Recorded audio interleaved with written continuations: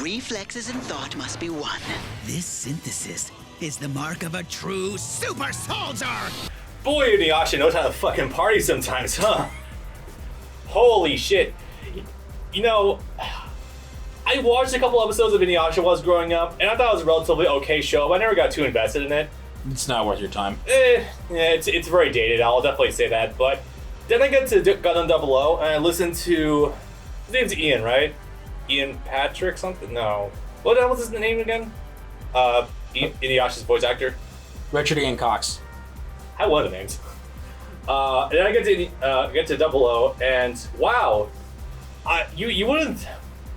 I think at this point in time, there's like a sort of like underlying consensus that Ocean doesn't have the best voice actors. But dude, you listen to Richard Ian Cox put on his performance as fucking Allelujah, and wow, fucking blows California out of the water in some regards. The problem with Ocean is sort of the same problem that 4Kids has, in that their actors are actually amazing when they're given the right direction. With Ocean, it depends on the project. Sometimes you get 9.8 out of 10s, like Death Note, and sometimes you get their continuation of Dragon Ball Z from the androids onward. Yep. Where, for some reason, Scott McNeil thought it would be a good idea to give a Chinese character a Russian accent. Wait, what? Tao. Really? Yes. The fuck? Yeah. Huh. Wow, alright. Is Scott McNeil the voice director? No. Okay, so we just just roll with that. Oh, okay, that's something. I didn't know that. That's fucking weird. Alright. And Scott McNeil is the Sabbath of the North for Z in the worst way. I see. I understand. Alright. Imagine having your not your Vegeta. Yeah. Imagine having your Piccolo also play Boo. Oh god. Oh, that's a horrible idea. You're good Boo with that. I mean, having Piccolo and Vegeta voiced by the same guy is already a little bit tenuous by itself, because sometimes they do overlap a little bit, but Piccolo and Good Boo? Okay. Oh my god, that's also Scott McNeil. Yes. Oh, wow, okay. Which is... They did the whole form change becomes a different voice thing, too, because Super Boo is either Paul Dobson or Michael Dobson. One of them, I forget which one, is the voice of Graham Aker and also Naraku. So he does the menacing for Super Boo pretty well, actually. Yeah, I've heard samples before. That was really good. And then they just kind of go back to, with Kid Boo, they just kind of go back to default crazy. Alright. But the point is, it's really depending on who's helming the project and whether or not they're in the booth that has the good microphones. Early 00 does sound like they're kind of peaking a lot with the audio sometimes. This is a problem that radiates all of Ocean's productions pretty much until 2010, Oof. which is when they stopped doing anime very often, which is there's a certain tinniness to all of their audio on really everything is. ever. Yeah. And the first time I didn't notice it was actually their dub of the third season of Gintama, which was 7 years later. Oh, wow. Huh. Which also, that third season of Gintama, which was dubbed by Ocean, which is amazing. You can watch it on Crunchyroll. Dub is fantastic. Nice. Well, oh yeah, Ocean's a weird creature. Anyway, what's up guys? Welcome back to Let's Play Gundam 00, Gundam Meisters. Another one of our breaks turned into another week off. That's okay, we're gonna knock this bitch out tonight. I fully intend for that to happen. So, also, all of these boys, except for Neil, are also in Gundam Seed, and they also sound super weird there because that was a solid 7 out of 10, but not an amazing dub. Yeah. And definitely had weird reads all over the place. Yeah, Neil was kind of his voice acting was kind of new for this time, if I'm not mistaken. I think so. Like, I looked into it, he's voiced a bunch of, like, cartoon stuff since then, but, like, at the time, I think it's a relatively fresh talent, which is impressive. I always like having fresh talent, hell yeah.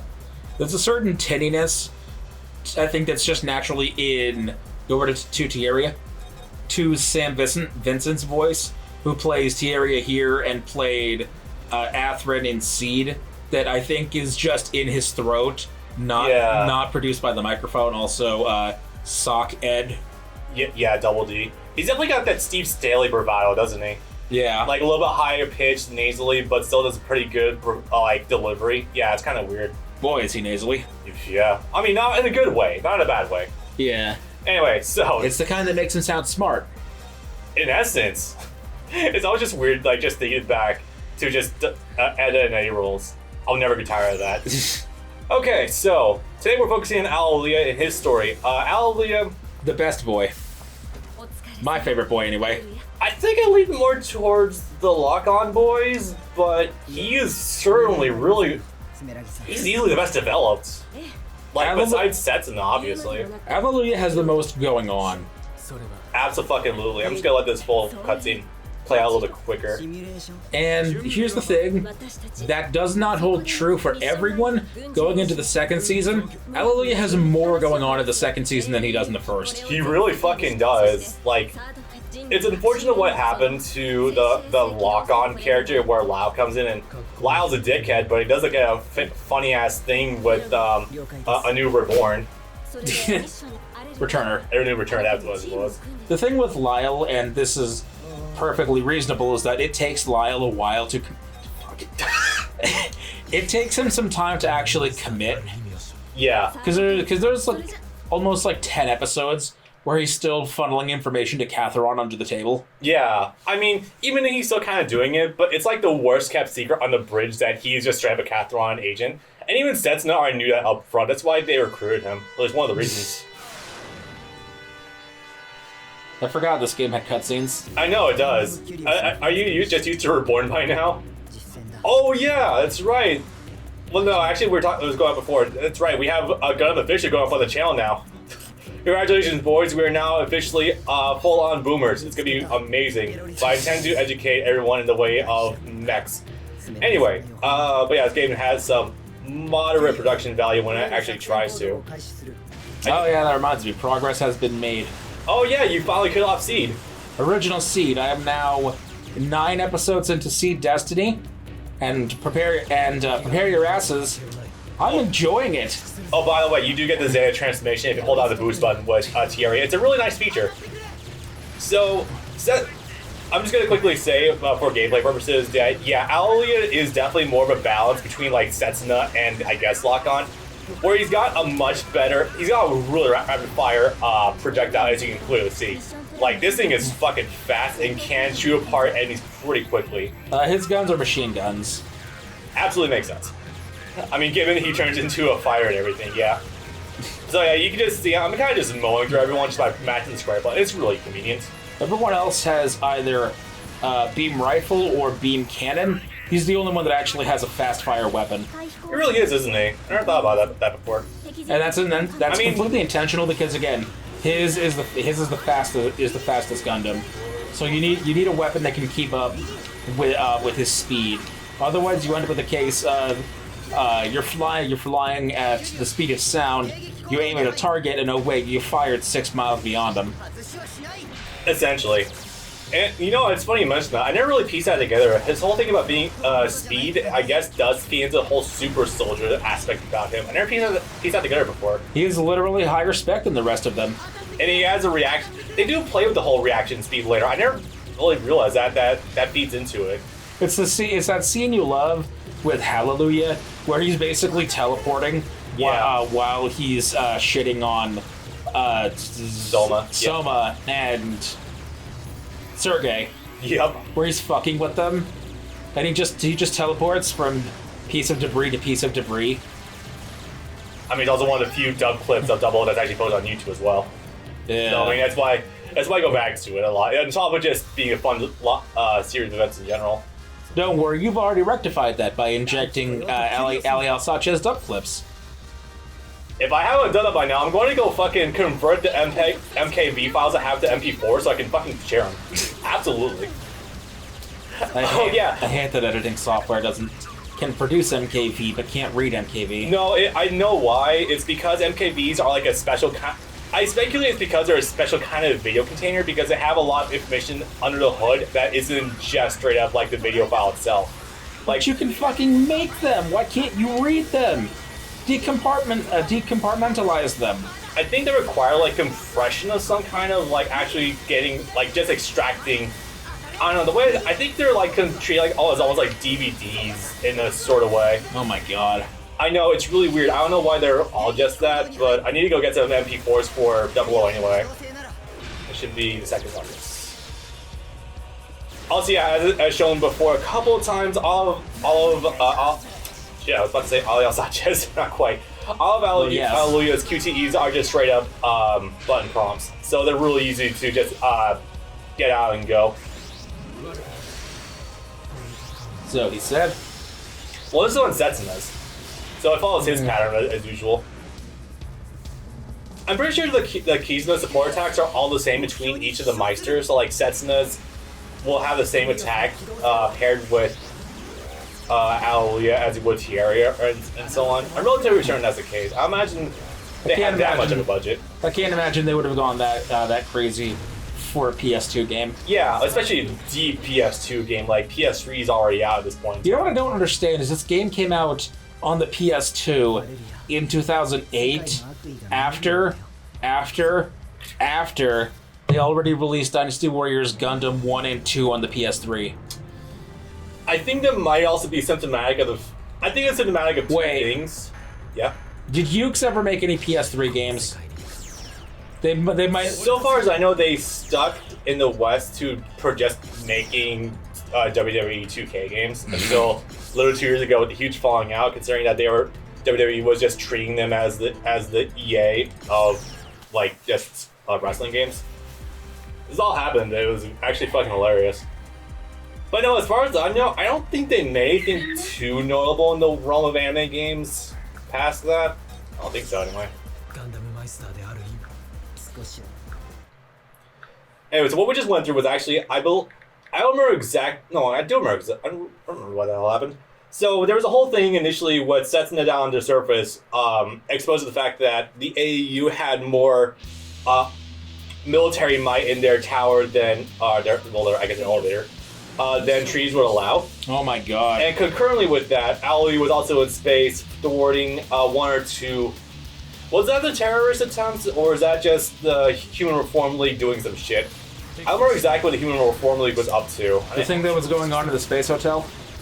It wasn't the hotel yet. Or the space mall? We're not at the mall yet. That comes up in like 2 missions, I think. Oh. We do cover that in this game. It's actually kind of great. Oh my fucking god. What'd you find? So with one exception, that... Oh, never mind. Well, sort of. I thought that said Red Steel. That's a completely different game. No, this is Real Steel. With one exception, after Mobile Suit Gundam 00, Gundam Meisters, literally the only games they've produced in their entire history, right up to today, is just the fucking WWE games. Yeah, it sounds right. Literally the only things they've put... 00 was the last anime game they did. I know. / last non-wrestling game they did, aside from whatever the hell a Real Steel is. And that really pisses me off because, I mean, I've shown you samples of the Berserk PS2 game, and you're obviously familiar with the Berserk Dreamcast game. Because Real Steel is a movie. Oh, wow, okay. Real Steel is a movie with Hugh Jackman. Ha! Oh, man. And this movie poster looks atrocious. I'll get to it in a moment, I'm sorry. I'm gonna get to 40. Because I think that's where I get the partner attack. No, that's okay. 50, you said. Oh, Jesus. Wait, I know that one. That's one where, like, wait, I thought that was Gerard Butler or something. I guess not. Oh, yeah, I remember. So I remember that movie. It was the stupid one where, like, it's like BattleBots or something. Where, like, robots mimic your movements and, like, they're boxers. And, like, an ex-boxer, like, becomes a BattleBot dude. I remember that. I don't think it did well, because I've never heard any human being mention that outside of its release here.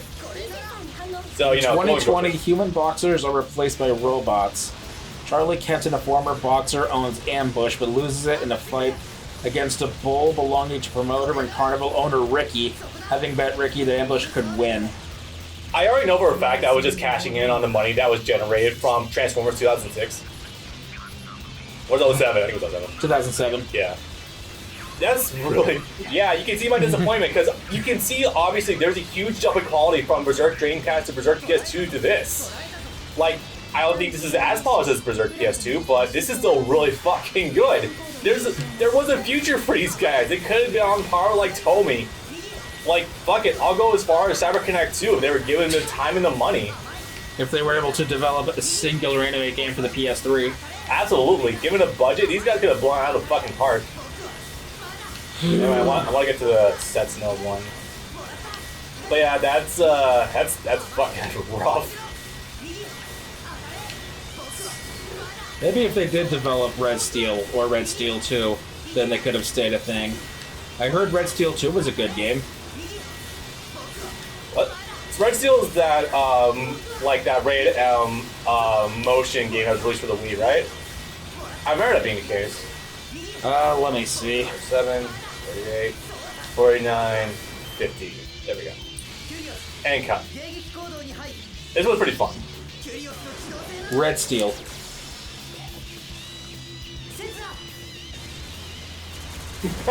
Oh yeah. You be a little less turbulent there, buddy?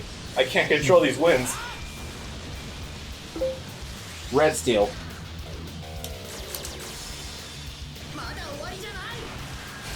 Red Steel is a first-person shooter on the Wii, made by Ubisoft Paris. It was a launch title, and it got a sequel 4 years later. Give me a little more, game. Give me a little more. I remember that was live for on the Wii's really on the Wii because it was the first game to really utilize like the Wii remote for like sword combat. Graham? Hey, Graham. I don't remember Graham fighting Allelujah at any point. In fact, I don't think they met. No. I don't know. It's... Why is the icon in the Enact's helmet a walker gear? I think so. I think that was the thing that happened like at one point when it came to when he was fighting the Trinities, the Thrones. Is it a crack? No, I think it's like supposed to look like an eye or something, but it came up like the one time as like a visual metaphor. I think they just kind of run with it to make Graham a lot more visually distinct from your usual enacts. That's my best guess anyway. Red Steel is a game that takes advantage of the Wii's motion-sensitive controller alongside... Obliterated. Along with the nunchuck attachment to control a katana and a firearm at the same time. By the way, guys, the charge attack from a range for Allelujah can absolutely fucking shred bosses. Watch this. If he doesn't avoid it, and avoid it. But it blew up the other two, no fucking contest. Yeah, it actually might be the most damaging move in the whole game. Yeah, it seems like it. If you get all the hits that connect, the trick is you want to be like really close range. Can you stun them? Do you have a guard break of any kind? Sorta. Using your charge attacks at close range will generally break their guards, but the AI can kind of be good sometimes, but actually outranging you. The AI sometimes is responsive, but not always. Sometimes it remembers to do its fucking job. It's kind of sick. Just kind of. Okay, I like this concept for a boss battle. Yeah. Okay. Fonspach. The guy is a little observant when he wants to be. For example, he was taking a look at the exchange that Graham was having with Dexia, and extrapolated right then and there that he had to give up a lot of armor and a lot of weaponry in order to get that much speed out of it. Which, yes. I mean, yeah, fair play. This is a conversation that Setsuna and Neil actually have with Ian when they're discussing why the Exia has a physical sword instead of a beam saber. Beam sabers come out of energy. If you run out of energy in a fight, you're fucked. I think the primary reason about that was just because if they were to go up another enemy who has a GN field, a physical object will go through it and not be disrupted like energy sword. That's part of it, but that's something that wouldn't come up until way later. So it's like they're planning for that, but you have something that's also practical now.